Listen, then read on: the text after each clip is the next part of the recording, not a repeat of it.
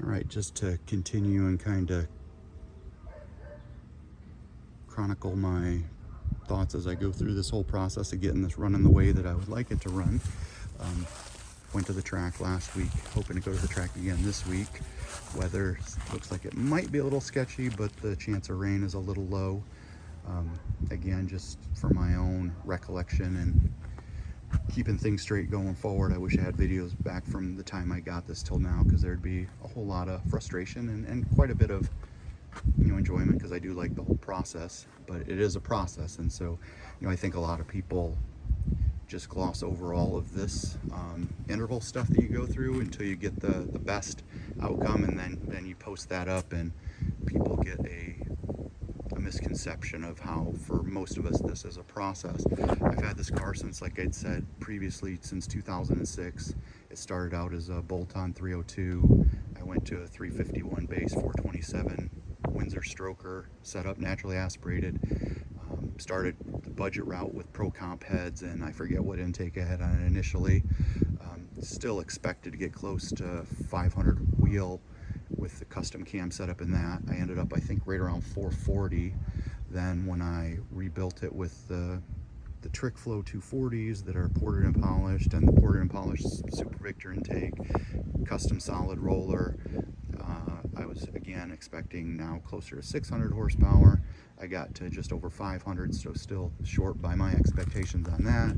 Then I went to the boosted application, expecting on this boost of about 6 pounds to be somewhere in the neighborhood of 750 on pump gas, and ended up at rate just under 630 at 627 at the wheel. So again, always have to recalibrate my expectations every step of the way. That being said, this is a street car, so it's more than a handful on the street, which gets to another ongoing challenge here. Is these are not the desired wheel and tire setup. I've got the Nitto 555 G2s on the front and the 555 R2s on the back, with a 275/40, which is like a 26.65 wheel or tire height. I have a set of welds with some drag radials to the 305/45, which I think is almost a 28-inch tall tire.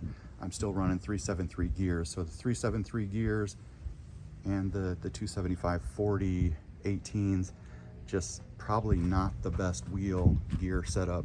I'd probably be better with either a 331 and or a 28-inch tall tire. So I'll be looking at doing one or the other on those. I've got some clearance issues. This has got a 94 plus rear end, which I threw in when I went to the 5 lub upgrade. I've got pretty good clearance in this tailpipe. I'm not sure about in the wheel well. I do have spacers to run a 10-inch wheel on this setup.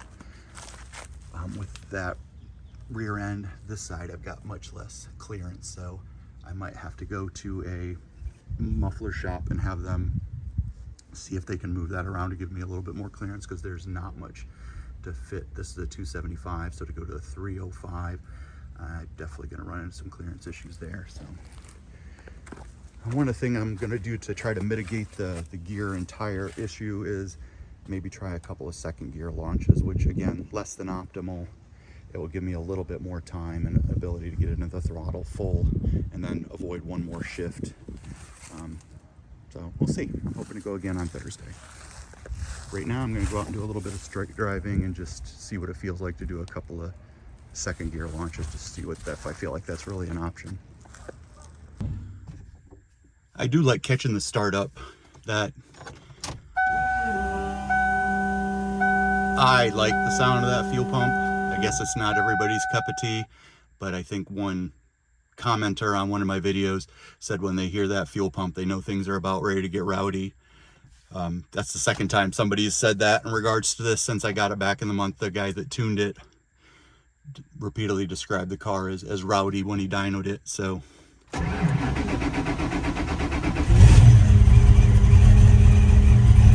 neither of them are wrong.